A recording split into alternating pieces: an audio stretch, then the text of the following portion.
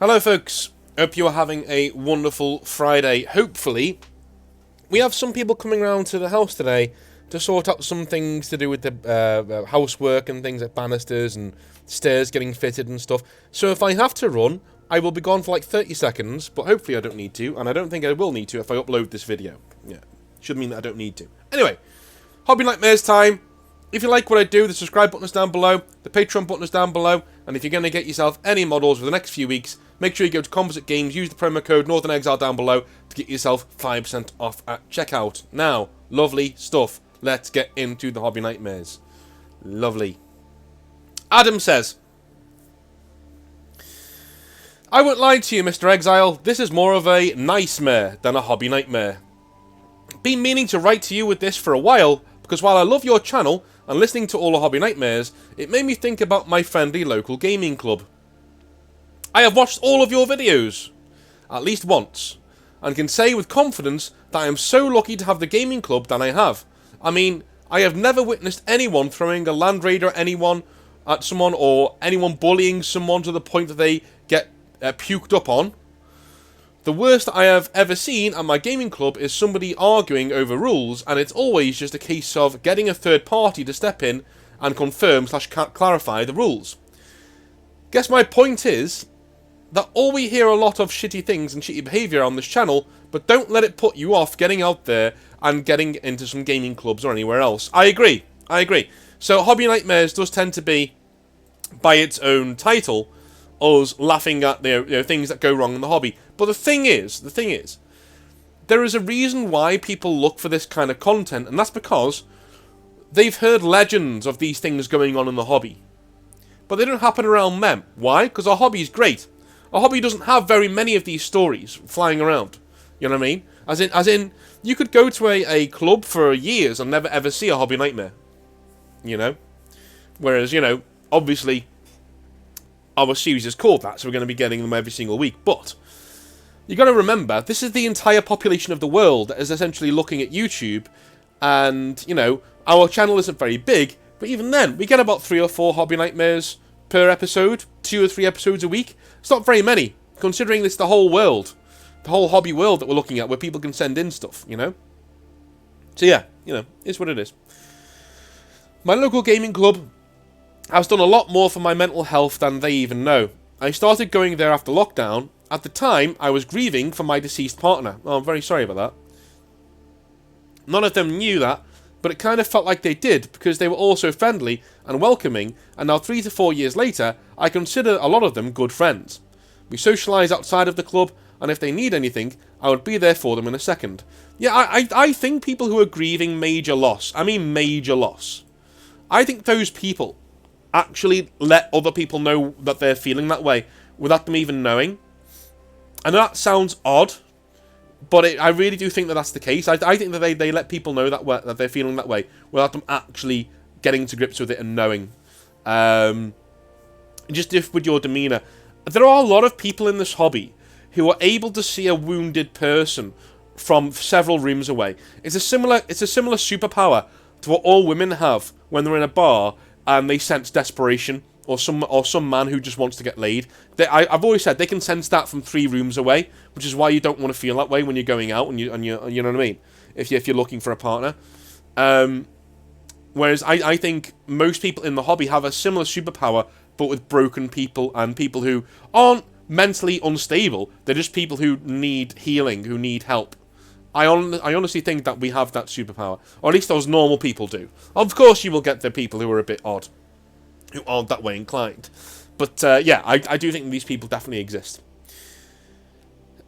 So yes, the horrible neckbeards do exist, but they're out there, but they aren't the majority, and hopefully most of you lovely people will never have to deal with them. Also, Pirate King is an effing legend. I thought I'd been through some shit after hearing that video, dude. If you're watching/listening, please know that you are a fucking man and a half. You've been through more than most people, and you're still here and owning it, and you deserve 100% respect for that. Have been there with the crazy European girlfriend, but yours trumps mine in terms of craziness, hands down. Should never say never again, but I'm a bit of a slut for a European accent. I'm kind of like, well, you're right about Pirate King. He has just emailed me, so I have to go and answer his email after this. But you're right about some European accents. For me, for some reason, German accents on a woman. I don't know why. I'm Mediterranean, German and Mediterranean. You know, Italian, German. That's the stuff I like. French, take it or leave it. Take it. I know it's the cliche one, but it's almost annoying. It's almost like you're putting on airs when you speak with a French accent. I know you're not, but like it sounds that way to me. I'm from the north of England. You know what I mean? Like, what do you want? Everything sounds posh to me after a while. Bobby says, "Hey, Northie E, thank you, thank you. I never thought I'd join that club." Bobby G, Northie E, thank you. If I was ever going to be a rapper, that'd probably be my name. Anyway, that's the most dad thing I've ever said. Oh my god, that was painful. Bobby again, from the Orc End story. This is a bit of a hobby nightmare in which I think I was a bit of a bad guy. But I would like to know what you think. Back in 2018, I met a guy in my local game store who we will call T. I'm going to call him Tim, because you call him T, I'm going to call him Tim. We used to play 40k together, and my partner at the store, we used to play 40k together with my partner at the store, as they had a board and some scenery to play on. After one game, Tim asked if I knew about the game Bolt Action. Basically, Warhammer, but in World War II. For those who don't know, you have many armies from the war. British, German, American, Russian, Japanese, Australian, Poland, and so much more. I said I hadn't, but I was very interested in getting into it. The models are far cheaper than Games Workshop, and the discount site at the discount site I go to, I managed to get a British parachute starter box for £40 that contained 30 troops, an anti-tank gun, a Vickers machine gun, a mortar, and a flamethrower team, and a Piat team, anti-tank team. Tim invited me to play a game. For a game of Bolt Action, I built and painted my models and bought the rulebook, so I could be knowledgeable about the rules. I even put post-it notes in the pages for quick reference. Good lad. That actually piqued my interest. Bolt Action sounds fun. Have any of you ever played Bolt Action? Do you recommend I get into it? Because it's something I would do. I have a few friends who'd like it as well. Bolt Action is played differently to 40k. Instead of alternating turns, there is a system that uses order dice. Each unit that is in the army is allocated an order dice. In this case, my dice were reds and Tim's dice were green. All the dice were put into a bag and drawn at random. Whichever colour was drawn would be that player's turn. So, there is a potential for a player to get multiple turns in a row. I drew the first dice and decided to shoot my anti-tank gun at Tim's panzer tank. By some miracle, I managed to hit, immobilising and jammed its turret so it couldn't shoot at anything. There is a whole system of damaging vehicles, but no need to describe it here. Tim seemed a bit annoyed, as this had happened on his first turn. But it was lucky rolling on my part. A few turns later, and I mortared his commander in a house. Again, by sheer luck of the dice. Oh my god. Now, here is where I was a bit of the bad guy. Having recently read the rules and bookmarked them, I was constantly checking rules that I thought sounded a bit odd. Most of the time I was right. I'm not sure if Tim was trying to cheat or just forgot, but he would say things that wouldn't quite sound right, and when I looked them up, he was pretty much always wrong. At the time, I didn't realise how annoying I was being, constantly checking every single rule. At the time, I wanted to get the rules right, as I didn't want him to think that I was a cheater, hence why I brought the rulebook. I also have this habit of saying sorry whenever I get a really good roll, or the game goes in my favour. That's not a bad thing, man. That's not a bad thing. I wish more people were like that. If the game's really going in your favour, and the other person's getting an absolute dicking from the dice, it's okay to say, listen, man, like, I'm enjoying this, but I'm really sorry. Like, the dice are doing you no favours. You know, and that is so appreciated by your opponent, by the way. Your opponent is always like, oh, yeah, I know. You know, I've never had that thrown back in my face, ever. I've never had someone go, well, stop taking the piss, when I've been like that. when I've been honest with them, be like, yeah, man, really sorry about that. Like, the dice are really going after you in this game. Because they know. They know that, you know? Anyway, moving on. I don't think that perhaps Tim took it the wrong way. Sorry, I think that perhaps Tim took it the wrong way and thought I might be mocking him.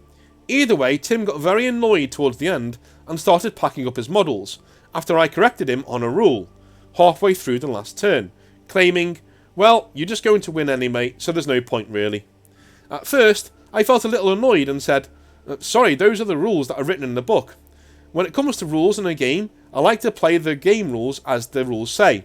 I recognise I was being a little overzealous about reading the rules and slowing down the game, but at the same time, Tim was getting so many rules wrong that I felt I had to pick them out. Tim and I don't talk anymore, due to another incident that is another story from another time, but I still have a nagging feeling that I was the nightmare in this story. Cheers, chat, Bobby. Alright, so, very good self-awareness there, number one. I'm not going to say that you are the nightmare in this story. Not totally anyway, because, let's be honest, you were getting the rules right, and you're wanting the rules played right. What we need to discern here is how far wrong Tim was. Do you know what I mean? If Tim was slightly wrong, as in it didn't really make that much of a difference in the game anyway, and you were picking him up every single turn on his wording of a rule being wrong, yeah, that's dickhead behaviour. Yeah, I mean, if it's not really going to affect the game, and you can tell it's not really going to affect the game, and you pull it up anyway to slow the game down, that can be seen as mind games. That can be seen as trying to knock somebody off their game and knock them out of their thought process. Okay? So if that was the case, then yeah, you're being a bit of a dick if you were doing that. Not going to lie. But if it wasn't the case, if he was getting things wrong that could viably, and this is more likely the case, if he's getting things wrong that could viably swing the game in his favour, or even your favour, if he's just getting the rules wrong, then, you know, it's probably good to call him out. He's probably also embarrassed because he plays that game a lot, and he invited you to play it, and you're correcting him on the rules. It makes it seem like he doesn't know what the fuck he's talking about, right? Even though it's his game. You know, I can see where he's coming from in his frustrations. That doesn't mean that he's right to get annoyed with you, because if he knows the rules and he's getting them wrong to the point that it's swinging the game or changing the outcome of the game, you know, if you play the game as it's written in the rules and the game scores, let's say, let's put a score on it, right? Let's say the game scores an 8 out of 10. Sorry, let's say the game scores 6 to 5 in his favour, right? If you play it as written in the rules. But if you do it on his rules, it then scores it 8 to 4 in his favour. Yeah, then you can call it out. Do you know what I mean? Then the disparity is there. If it's negligible differences, I wouldn't call them out. Do you know what I mean? I would want to keep the game flow moving. If it's something... I've done this in 40k loads of times. When it's a rule that I think, you know, like, it's a nothing rule. It doesn't really matter in the grand scheme of things, whatever. I've even done that with secondaries. When somebody's, like, adding up their secondaries and is like, did I get 8 or 9 there? And I'm like, mate, if we can hurry this along, you got 10. Just take the 10. I'll give you an extra point if we can just hurry up. You know what I mean? Like if they've been there for ages doing their points per turn. I'm like, mate, whenever you've got a disparity, I'll give you an extra point if you just take that number and move on. You know what I mean? So we can get the game moving. Because I don't care about winning. I just care about playing the game and getting good games in. So yeah, there are some times when what you do is correct, and there are some times when it's not. You haven't really gone into too much detail about what rules were wrong, and to be honest, I wouldn't know because I don't play bolt action. But those are the parameters anyway. You will know whether you're the dickhead now because you have the parameters in your head. If it was game-changing rules that he was getting wrong, or things that could have really affected the outcome, then no, you're not being a dick. You're playing the rules as they were written. That's fine. If you're pulling him up on things that aren't going to change the game, and they're just badly worded rules that he's got wrong in his head, yeah, dick move. So it's up to you. Alright. Fleckton says, my hobby nightmare. Good afternoon, Lord Exile. Hope all is well and you are flourishing, content, moisturised and focused. Moisturised? I'm single.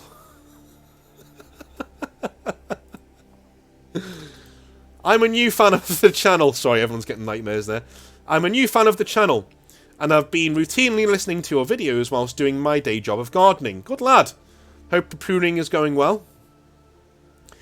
Me and a friend played quite regularly through 8th edition, but we entirely skipped out on 9th edition for various reasons.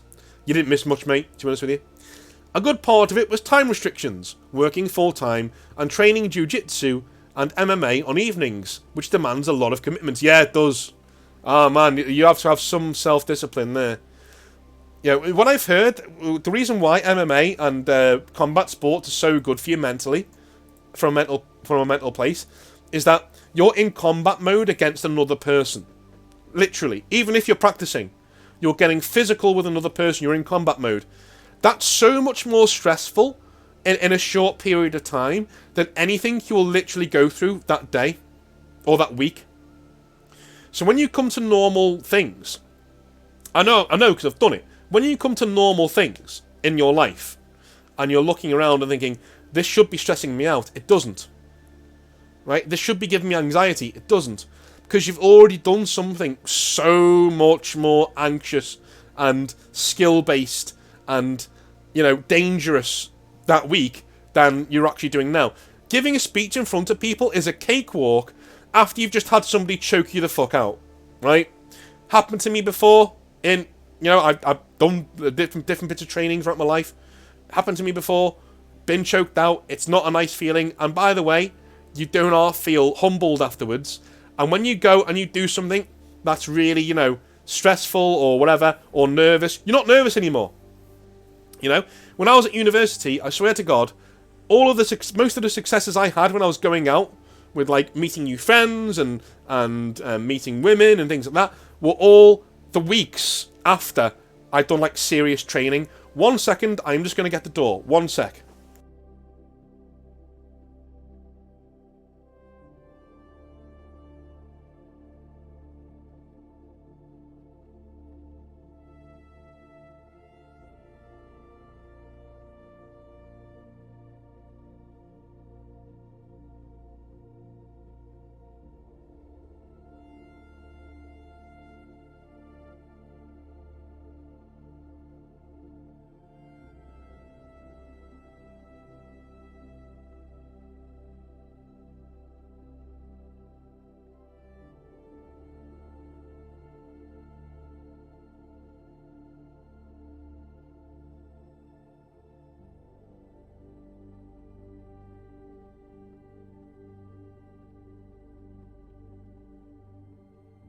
And I'm back. Sorry, yeah. Stuff for Grandpa. He's getting new walking sticks. Hooray! We got new walking sticks. So, what was I going to say? Yeah, when you've been... The most successful I've been in that situation is after I've been choked out or I've been humbled, things like that, nothing scares you anymore. You're just like, I'm free. I can do things now. Like I don't give a shit. Like, if I go into this bar and I talk to this person, what's the worst that could happen? Worst that can happen is the person slaps me or swings for me, and I've got the skills to just turn them around and get them away from me and make them not hurt me anymore, So, or you can go in there now and say, look, this week I've been knocked unconscious by somebody. Why would this scare me? Why would talking to this person scare me? It just, I really do recommend therapy, stoicism, and martial arts. Therapy, stoicism, martial arts. Those are the three things, for men and women, mostly for men, let's be honest, because we're all testosterone based. For men, those three things will fucking sort you out. Like, if you get involved. And if you don't want to do martial arts, any sort of physical exercise will do. You won't get the stress thing, but you'll definitely start losing weight and getting more toned and things. So yeah, those are the three things for me. If you really want to turn your life and your headspace around. But now I've been nursing an injury for the past few months. Free time has resumed, and we're back on board, focused and excited for 10th edition. Good lad. My hobby nightmare harkens back to our days in 8th edition. Our very first in-store game, unguided by the store staff. I was fielding my Grey Knights, good lad, against my friend's Tau Force. All the chads play Grey Knights. At the risk of sounding like a dickhead, and I hope I don't sound like one, I noticed quickly that we were quite the odd ones out in the store that day in terms of personality. I can see where this is going. The store manager / main operator that day was perfectly fine and normal, and toned down the spurgasms that we've seen on our occasions with others. With us, and didn't even try to sell us anything. He just left us to play our game after a warm greeting. My nightmare is born from the behaviour of another customer in the store that day. A curly-haired guy, jam jar glasses, about 5'5", with a 5-foot trench coat, skittering around the store, being, for lack of a softer term, a spurgy little bastard. Sorry.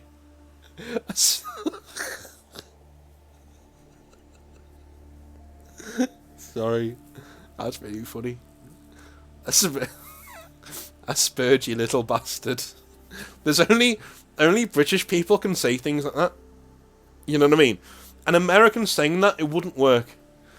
Spurgy little bastard. No, it just wouldn't work. Like it's got to be northern. It's got to be British. Spurgy little bastard. Just makes me chuckle so much. There are certain English terms of phrase that I really missed when I was in the US. I really missed them. Slagging off. You know, that was one. You've been slagging me off. That was really funny. I never found these funny before I left. Now I do. Now they make me giggle. Jibbed off. Yeah, your jibbed off means? Those of you in the comments, jibbed off? What do you think it means? It doesn't mean what you think it means. No, it just means somebody's left you alone or sacked you or told you to... You know, if somebody's gone to a store, to Games Workshop, and they're your friend, and they haven't asked you to go, you'd be like, well, it just jibbed me off. Right? That's what it means. It means you've just been left out, basically. You've been jibbed off. Just little things like that. Just make me laugh. Anyway. He was lambasting the store owners with rapid-fire tisms. With a beanie lack of self-awareness of both how interesting anything he had to say was, and the volume he was declaring it at. Now, this is an autism thing, right? Or at least it's a sign.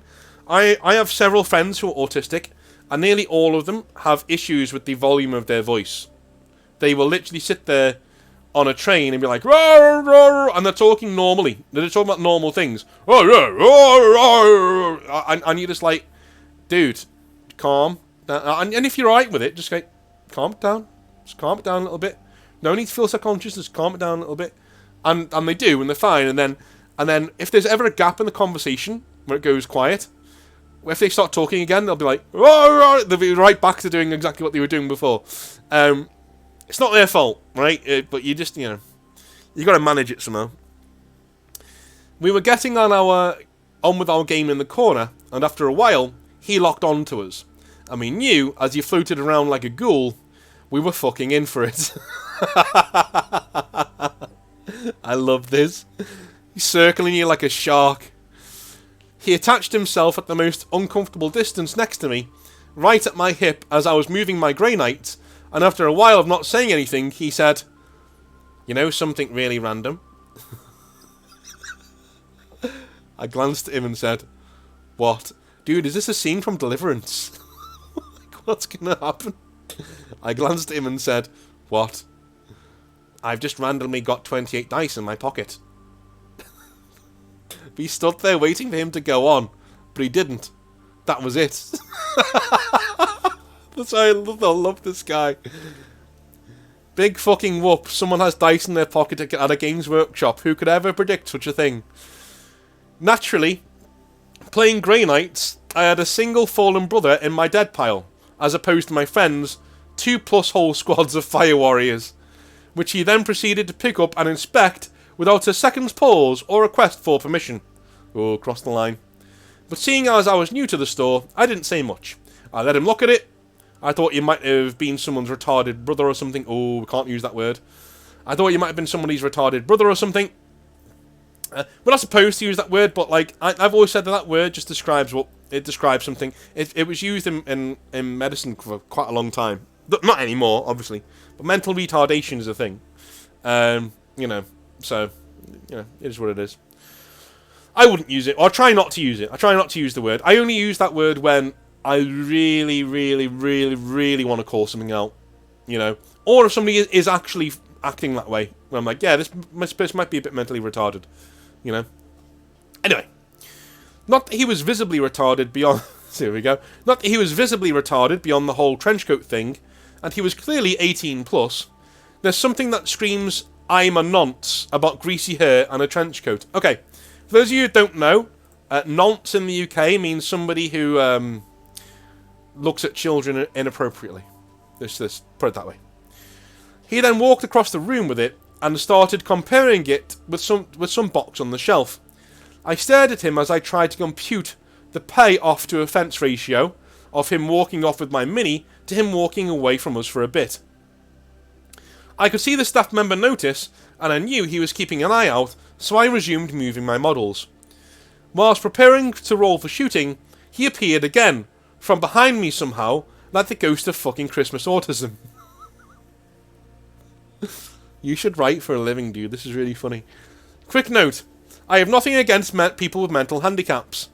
I myself probably sit somewhere on the spectrum and have family members with more severe difficulties than autism. No issue there. Yeah, do you know what? A lot of people who are exposed to it a lot, like, you know, who have, you know, really close friends who have mental issues or they have them themselves, they're the harshest ones with other people with issues. Because they know how little of an excuse it actually is, you know, because they're like, yeah, I know somebody who's, like, debilitated by, like, autism and, you know, or having Down syndrome. Listen, you have no excuse. They're nice. You have no fucking excuse. You're a dickhead, you know? Anyway. He then placed the model down and proceeded to pick up my codex and begin flicking through it, despite my eyes being on it, reading a datasheet. Wow. I steeled myself, asked for it back, as I needed to read a rule. He gave it back to me without a read of how annoyed of my annoyed tone, and walked around to the other side of me. I then read aloud to my friend that it's X shots hitting on X's, whatever it was. I picked up the dice and rolled them, then, barely a second after they found their final resting places, the little fucker swooped in and started picking out my misses. Oh no. Yeah, dude, I'm gonna sound really harsh here, but if this is my game, I'm turning around and going, I'm sorry, is he somebody's? You know, does he have a carer, or, you know, not loudly, but I would go to the staff member and be like, listen, does he have anybody that looks after him while he's here? Because he's getting on my tits. Like, he's literally annoying me, and I'm trying to play him a game. I only get to play one game a week, and he's getting in the way. Can you, like, call him over or distract him or do something, you know? Because, yeah, again, I've always said, if you're going to work in care, or you're going to work with people with mental issues and things like that, you have to have the patience of an absolute saint. You can't look down on the guy who wrote this email. You can't. You can't. Okay? And this is a normal person. This is not a carer. Okay? If this is a carer, then fair enough. I'm like, yeah, dude, this is your job. You know, you need to, you know, keep you cool. But, you know, what's his name? Fleckton? Yeah, we can't have a go at Fleckton here. He's a normal guy. He's a normal guy playing a normal game of 40k, and he's exposed to this, and he's been very patient, and now his patience has worn thin. He's a normal person. He's not trained to deal with people with serious mental problems. Okay? So his patience is going to wear thin, and he is going to snap. Because that's what normal people do. Right? Even if they have an inkling that you have something, you know, going on, in the end, you'll be like, listen, dude, leave me the fuck alone. Because that's the only way you can think to get it through to them. And it works most of the time. It makes them feel awful, but it does work most of the time. It's awful. Please try not to do it, but, like, it will work most of the time. Either that, or you might trigger something really bad and they start, like, getting violent and stuff. But people like that normally have carers, things like that, you know, is what it is. We had one in school who would go around the class and literally rip up people's work. And he had a carer sitting there with him in the class. And that's where I kind of get a lot of my... Listen, there's no excuse. You the carer should be stepping in here. Like and they're afraid to. It's like, oh well, you know, he's got this wrong with him. So yeah, well I've got no fucking work now, bitch. So if you don't mind, you know, you, the 30-year-old in the class, you can do my work for me now because you didn't do your job. You can do my work for me now. You know, everybody had to go through it with this guy in school. It was ridiculous. It's horrible. Again, you know how big on mental stuff I am on the channel. Very, very, very, very important to keep a positive mental outlook. And if you are experiencing problems, or you do have Asperger's, or you do have autism, or you do have whatever, you're welcome here. You're totally, totally, totally welcome here. And to be fair, the reason why you're here is because 99% of the people are like this guy. What do I mean? We're patient to a point. But if you cross that line, we will let you know.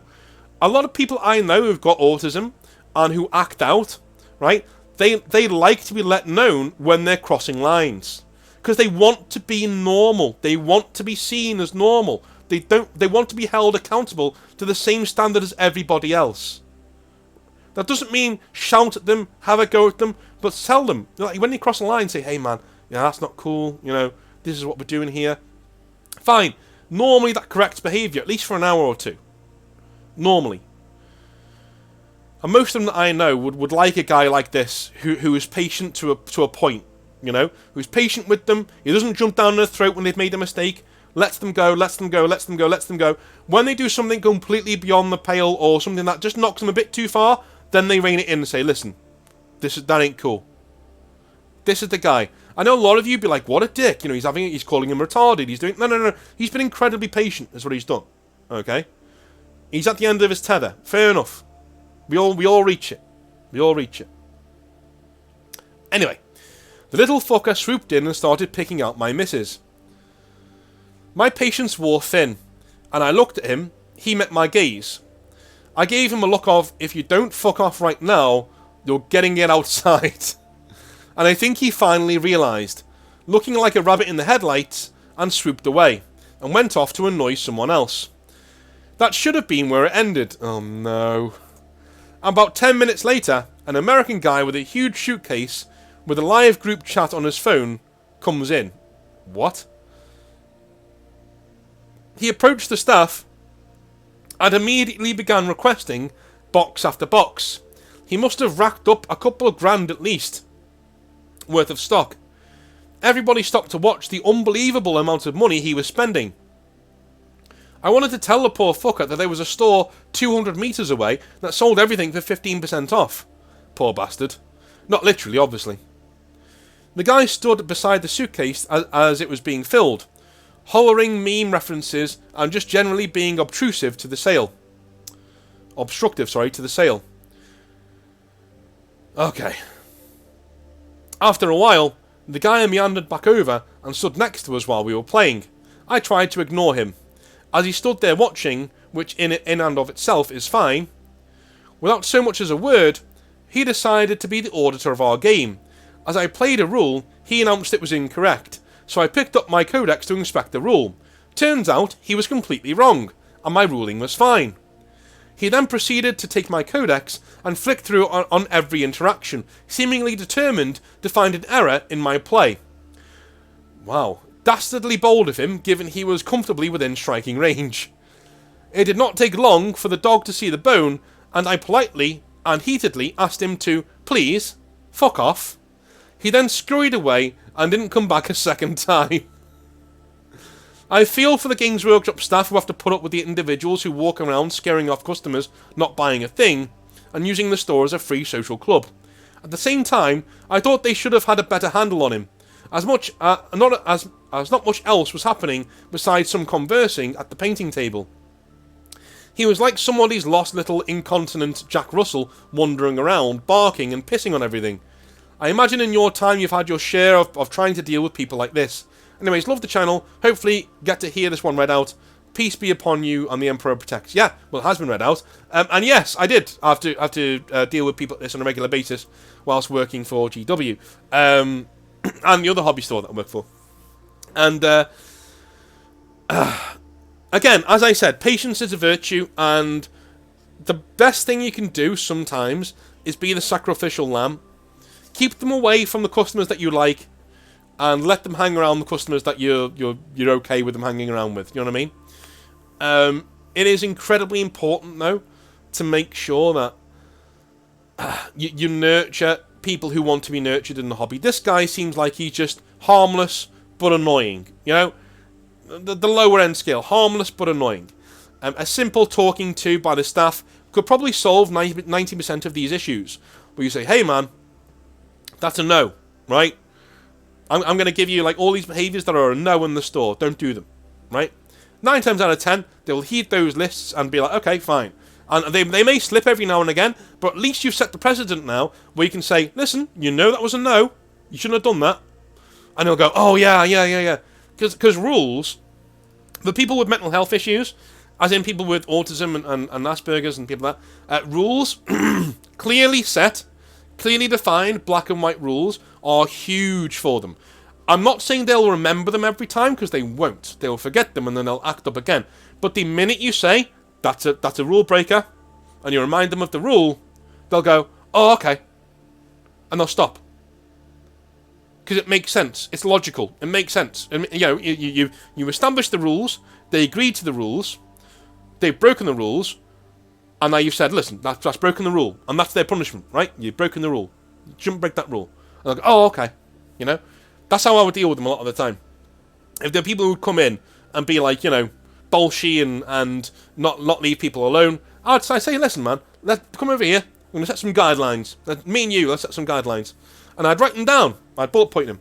All right, if there's a game going on, you ask before you pick up models. If you don't ask before you pick up models, you're breaking the rule. I'll give you a minus mark, right? So I had this guy. There was a guy called Steve, and he was like in his 30s. But he quite clearly had quite severe autism. I didn't want to go into this, but like, here we go. And he would come in all of the time, and he would shout very loudly, and he would do some of the behaviours that you pick out here, where he would go to the gaming table, he would pick up people's models, he would look through codexes, he would pick stuff off the shelf, he would even start taking the outer plastic cover off some of our models, right? To have a look on the inside, or just to feel what the box feels like, you know? Because that's completely logical to him. He just wants to take them, you know, wants to feel what it looks like. And so, after a while, I had to pull him aside, and I gave him some bullet points of things to do. And each and every single time, I gave him like 5 bullet points, and I put a smiley face next to every single thing I said. I said, no, don't pick up people's models without you know, asking. With a smiley face, right? And I'd give him positive marks and negative marks. Every time he came to the store, and he went an entire, you know, visit without breaking any of these rules, he got 2 positive marks. If he got 10 positive marks, I'd give him a free white dwarf. My free white dwarf, essentially, right? Or I'd just known lost one, because I don't care. Right? I'd just give him a free white dwarf.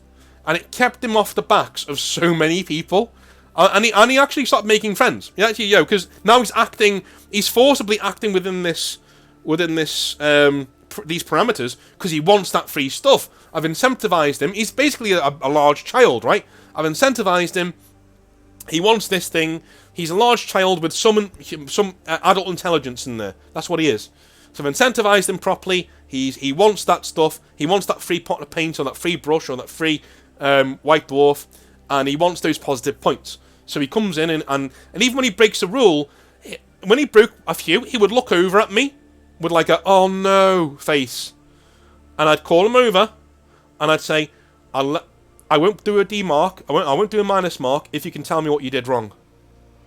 And he always said, I picked up that model without asking, or I picked up that codex and walked away with it, or I picked up that, or I spoke to that guy without, you know, waiting for him to talk to me back. You know, I interrupted him, and I was like, yeah, okay, no problem, no D mark, you're all right, you're good.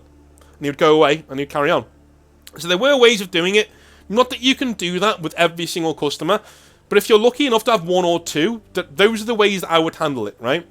Literally, those are the ways that I would go about dealing with it in the store. Because at the end of the day, people with mental issues, they deserve to be here as well. And there's a very good reason why they're here, and as I said before, is because most people are like yourself, the guy who sent in this reading here. Most people are like yourself. You have an immaculate amount of patience until it's pushed way too far. And only when it's pushed way too far will you eventually be like, listen, No. Like, you know, I mean, this is enough now.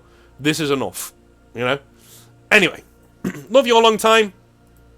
Have you ever seen any of these things happen in the store with people with mental issues who are well taken care of or not well taken care of? Let me know in the comment section down below. And if you are somebody with those issues, how do you feel in the hobby? Do you feel like you're not represented, because that's the wrong word, but do you feel like you're looked after? Do you feel like you're safe here? That you're happy? Let me know in the comment section down below. Love you a long time. I will speak to you over the next coming days, or on Monday, when we're going to be doing some more Hobby Nightmares, or even some new 10th edition rule changes, which are coming, which I've been told will be revealed early next week, so I'm very looking forward to that. Have a lovely weekend. See you later. Bye now.